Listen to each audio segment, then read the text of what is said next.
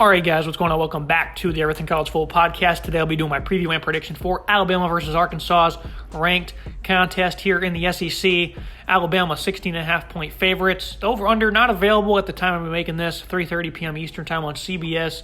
Razorback Stadium from Fayetteville will be the location of this one. Bama leads 22-8 all-time in the series, and they've won 14 straight. But there has been a handful of close games, during that stretch. Looking at the Alabama offense, Bryce Young, a pretty good start to 2022.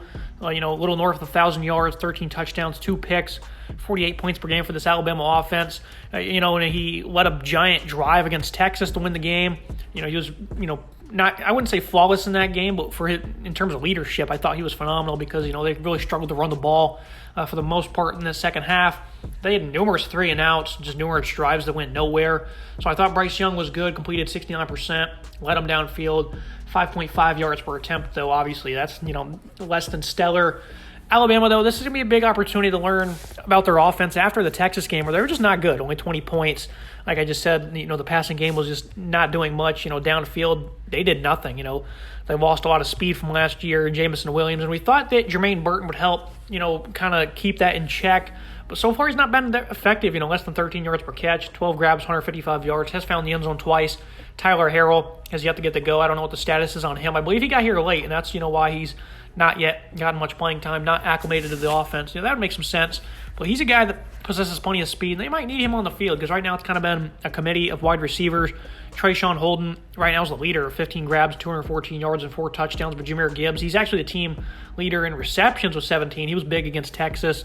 They finally uncorked him in that one, had a touchdown reception in that contest. Ja'Cory Brooks, Kobe Pratis, these guys all have double-figure receptions. Cam Latu at tight end, he also has that double-figure mark. So 6 different guys they've really been spreading it out to. Jace McClellan, he caught 2 touchdowns in week 1, and he's also their leading rusher right now, 245 and 2 scores. Jahmyr Gibbs, he's right behind him. They've not really used these guys a whole lot. All the running backs right now, less than 7 attempts per contest. They're just keeping them healthy right now, kind of like the receivers, they're mixing it up, giving it to different guys. Rodell Williams, Jamarian Miller, those guys have both gotten plenty of carries as well. They're at the team. They're not far behind Gibbs and McClellan in terms of carries. Only a difference of 5 between Miller and Gibbs. 235 yards per game on the ground.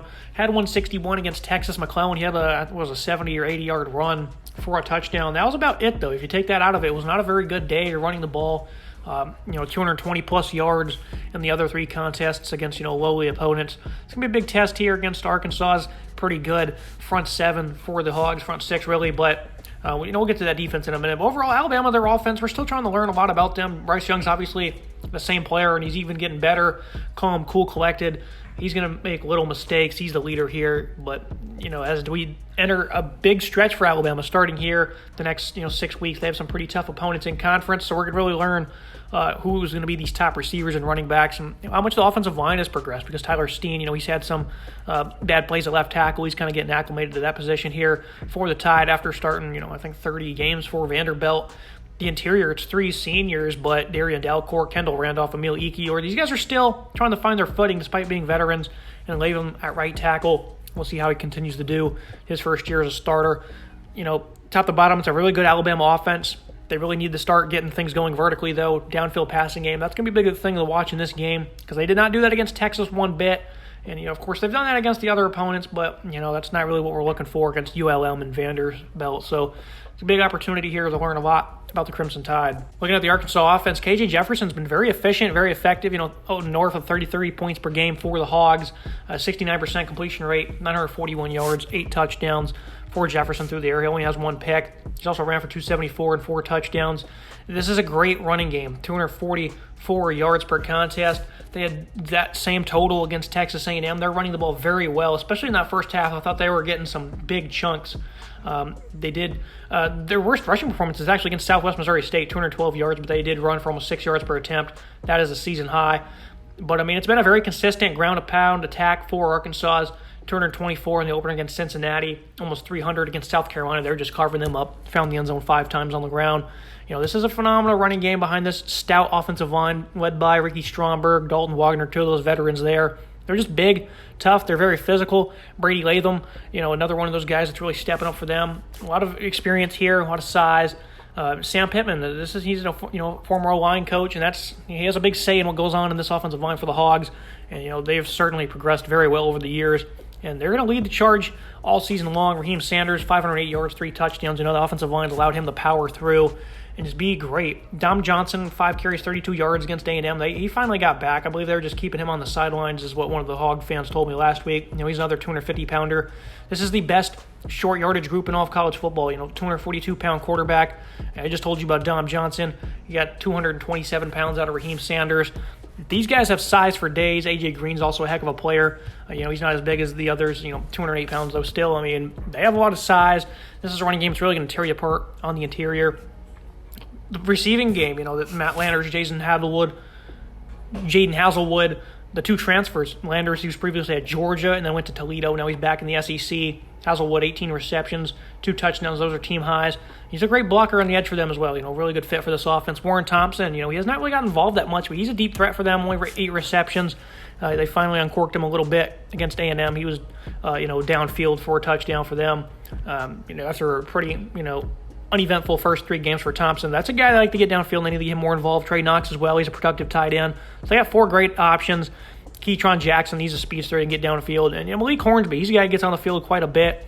They do a handful of things with him. Only a handful of touches this season, but he's the backup quarterback. He's got plenty of speed to him as well. So look for him to potentially get involved in some different type of sets. This is a very good Arkansas offense. They have nice balance. Jefferson, he's been very good with the football. He's not made too many mistakes. And they convert third downs. This is a really good Arkansas balanced attack. I look at the bring to the table. Jefferson, this is going to be a big game for him. Last year, he absolutely shined in this contest. Treylon Burks gave Josh Jobe a nightmare, but 326 yards, 3 touchdowns. That was almost a season high for him. You're looking at the stat sheet. Yeah, it was a season high against Power 5 opponents. So big time effort last year from Jefferson. He's not scared of this defense. He's only gotten better. So I think Jefferson, he could be in for a big day if he has time, which I believe he might with this offensive line against this D-line. Looking at that Alabama offense, they're only allowing 7.3 points per game, 201 yards per contest. They allowed 292 passing to Texas. I think the secondary is still a bit of a liability. Man coverage was not friendly to them in Austin. For some reason, they're opting to go with man coverage against Xavier Worthy, and that proved not to be a great idea. Once Quinn Ewers went down, it was a bit of a different story. I do think they did have some success afterwards, but for the most part, Texas in that first quarter and a half, I think it was, before Ewers got hurt, they were having fun on the edge with these guys. Terrion Arnold, Kool-Aid McKinstry, these guys are still very young. Kyrie Jackson as well. He's not made many good plays at all, at least from what I've seen. Remember last year he was a big problem on the edge in the national title game. They do have 2 great safeties and seniors, Jordan Battle, DeMarco Helms, Brian Branch at nickel, of course. Those 3 guys are mainstays in the secondary, but on the outside, it's still very concerning. And last year, remember, like I just alluded to, Treylon Burks, he actually had a field day against these guys, and now they're even younger, and they might even be worse on the outside than last year. Of course, they don't have a Burks on their roster now, but Haselwood and Landers are talented pass catchers that can make plays, so they need to start figuring things out there. The rest of the defense, though, not many concerns. Of course, this front 7, Henry Teoto was the leading tackler a season ago. He's back. And then Jalen Moody. I'm glad that, he briefly entered the transfer portal. I'm glad he decided to come back because I thought he made some good plays and limited appearances at times throughout his career. Team high, 25 tackles right now. He's got 2.5 tackles for loss as well. So this linebacking core is kind of starting to fill things out. Deontay Lawson's gotten on the field quite a bit. Will Anderson, he's continuing to be flawless as the pick 6, which is actually the only interception on the year for Alabama. So you go back to that secondary. They've not made many plays this year. Of course, they only played the 1 game where they were being tested, but they're not really beating up on these other opponents, though, through the air. They're not having success, but they're not the other opponents are not having success at all. They all have completed under 50%, 115 yards or less in all of those games, but they're not making a lot of interceptions, not a lot of pass breakups. I haven't really watched the film and whatnot, but I do like to see this team start to turn it on and force more turnovers. Anderson, though, 7.5 tackles for loss, 4+ sacks already. Just absurd numbers from him. He's always making an impact. I think he had 4 offside penalties against Texas. It was 3 or 4. He did a lot of stuff in that game because he just has such a quick get-off, but that's the first time I've ever seen him start to get penalized for it, so he needs to reassert his discipline and continue to be a force for them off the edge. The defensive front, they haven't been dominant. Alabama has in the last couple of years. They do have veterans in DJ Dale, Byron Young, Jaheim Otis, he's massive, Justin Igbu. These guys are all seniors outside of Otis, who's a freshman. Great size, good playmaking.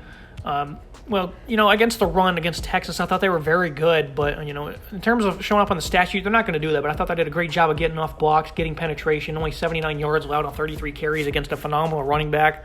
Only 250 yards rushing allowed this season, 1.8 yards per carry. The run defense has been flat out great, but they're going to face the big test here because there's a big difference between the Texas O-line and this Hogs O-line. A lot of seniors, a lot of continuity, a lot of size, a lot of, inexperience for Texas. They had a handful of freshmen starting in that game. So big-time difference. This is going to be a great game to learn about this Alabama run defense. It's going to set the precedent for the rest of the season. So what I see from this game is what I'm going to really talk about most of the rest of the season because this is a big-time opportunity to impress and showcase how good you guys are on the D-line and at linebacker. Phenomenal running game, one of the nation's best. Overall, top to bottom, an Alabama defense that's really good. Outside at corner, though, they're continue to be stressed. Eli Ricks has not got on the field much. And Malachi Moore, he's still there as well, whatever role they want to use him in. It's going to be a big opportunity, though, for the Tide. I'm very interested to see how much man coverage they play, though. I don't think they need to. But, if that's what they opt to roll with like they did against Texas, they might get burned. So we'll see what happens. Looking at the Arkansas defense, the Arkansas defense, this unit's allowing about 26 points per game. One big thing for this unit, though, that's really impressed me is they've been able to find a pass rush. They lead the nation with 20 sacks. 8 of those did come against an FCS opponent, but that doesn't really matter because I think that skews things a little bit. They've really showed up in the other 3 games. The A&M and Cincinnati game, they had 3 sacks and 6 against South Carolina. The emergence of Drew Sanders has been the biggest story. The Alabama transfer, coming into the year, you figured his athleticism was going to do a lot for this unit. That's what I expected out of him. And it's done wonders. 6.5 tackles for loss, 2 forced fumbles, 5.5 sacks, 31 tackles is one of the team's highest marks. So, right behind Bumper Poole's got 36, who's also, a first-team all-conference linebacker in his own right. This is a phenomenal duo. The added athleticism with Sanders, though, allows them to do so much. And it's kind of allowed these other guys to get freed up and make plays. Jordan Dominic, he had a strip sack against Cincinnati. He's got 4.5 tackles for loss on the year, sacks as well. He's really stepped up because that's one thing I was looking forward to this year is seeing who would make plays off the edge because I was not a big fan of this D-line mixed with the secondary we'll get to in a minute. Zach Williams has made a lot of plays. Landon Jackson's still there. I think he can be a lot of untapped potential there. I think he can really be a good player. And then Terry Hampton, he's not gotten involved much. Only 8 tackles, 314-pounder. He's a great run stopper. The Arkansas State transfer, so Terry Hampton, I like him. This defensive line has a lot of potential. So far, they've played a lot better than I expected them to. The secondary, though, they've been quite on par with what I expected. Last year, they were not very good at covering, and they've been awful this year. They were dead last entering the Texas A&M game. Held up quite well, only 151 passing yards. But Max Johnson was just not able to put it on his guys. There was a number of guys that were downfield open. They had a step or two, and they just couldn't complete it. So the secondary's still an issue. I mean, last year there was 8-9-man drops against Alabama. They were getting beat downfield. And then they lose a handful of starters, and then Jalen Catalon, he's not really a lost starter at this point considering he missed most of last year, but he's still out. He's going to miss the rest of this year as well. Just you hate it for him, one of the nation's top safeties. He's not going to be there to help things out. But the secondary, they really need to find stride. Latavius Brin comes over from Georgia. He's more of a run stopper, a guy who can get off blocks. Simeon Blair is one of the top tacklers right now, but he was a liability in coverage for them last year. Dwight McGlothern, a lot of ball skills. He's showcased that so far. 2 picks, that's the only 2 interceptions the team has. Miles Slusher, though, he's a big-time asset for them. I do like what he brings to the table. It's just a big concern is the secondary. I've been saying it all year. I said it in week 1. And in Cincinnati, they were able to capitalize on it for the most part. They did miss a handful of plays.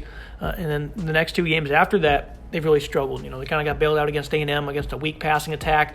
But, that's not the case here. I think, we keep talking about Alabama trying to find a vertical passing game. This is going to be a big opportunity to do that because this secondary cannot hold up. They didn't last year, even when they committed everybody to stopping Jamison Williams. They couldn't.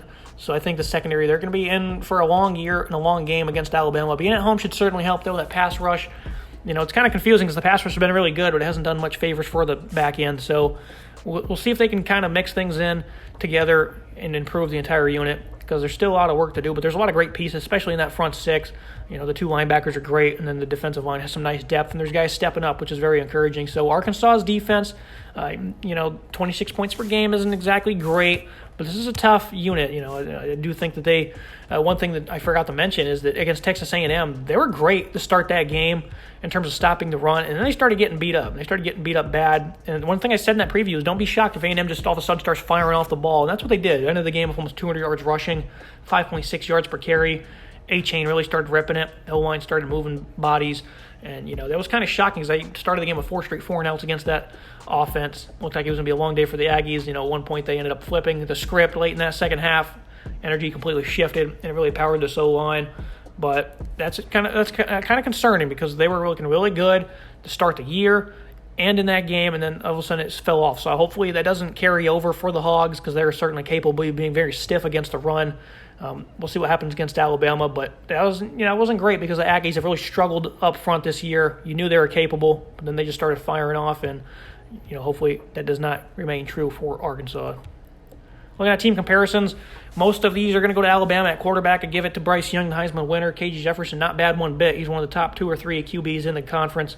Running back, I like what Arkansas has in terms of depth, but I think Jace McClellan, Jahmyr Gibbs, these guys are much more talented than Sanders is individually and combined. So I'm going to give Alabama the edge there. Wide receiver as well. Not bad group for Arkansas. They have a nice 4-man group. They get the ball too, but Alabama, they got 6 guys with double-figure receptions, and I think just from a pure talent standpoint, they're better there. Offensive line, Arkansas is one of the nation's best units right there. They've been a little shaky in pass protection at times, but they're just great at turning it out on the ground. Defensive front, I just talked about it extensively for Arkansas. They have some nice depth and some core pieces that have really stepped up. But Alabama, they got 3 seniors that helped pave a way against Bijan Robinson in Texas.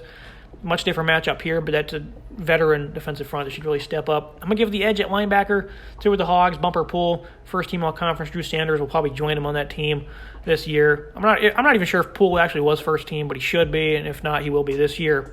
And then looking at the secondary, pretty obvious there. Outside of Alabama, Alabama has their struggles on the edge, but they do have 3 great guys that are also going to battle for all conference. 2 senior safeties, and Brian Branch is phenomenal. I'm going to give Will Reichert the edge here at special teams. Look at my final thoughts and the prediction on this game. One of the keys to this contest for Alabama: generate penetration on the interior, force those big runners outside. That's one thing I said in the A&M preview as well, is you don't want to get beat on the interior, and they did. They certainly got gashed up front. But if you can force those guys out wide, all that size they have, it's not going to be as effective, out on the edge. I think they also need to find some vertical crossers on offense. They didn't find any one bit against Texas. Arkansas, they got to keep everything in front of you in the secondary. It's a big problem last year. It's been a big problem this year against everybody. So you're going to have to do it here against the Heisman Trophy winner. It's going to be your best chance. Do what Texas did, a lot of cover 2. That's what they did. They kept everything in front of them. Alabama could not find any seams one bit. Dominate the line of scrimmage like you're capable of doing. If they can blow Bama off the ball and control the clock, run your offense, Arkansas is hard to beat when they're doing that. And obviously, they lost last week despite controlling the ground game very well. There was a very close contest. It really could have went either way there at the end, and it certainly did. If a field goal that bounced right off the post. So control the line of scrimmage like you're capable of doing. You also got to get some good pressure out of your D-line. And then, utilize Sanders every way you can because he's a big-time asset for this defense. He can really change things on a dime. I'm going to go Alabama 38-24.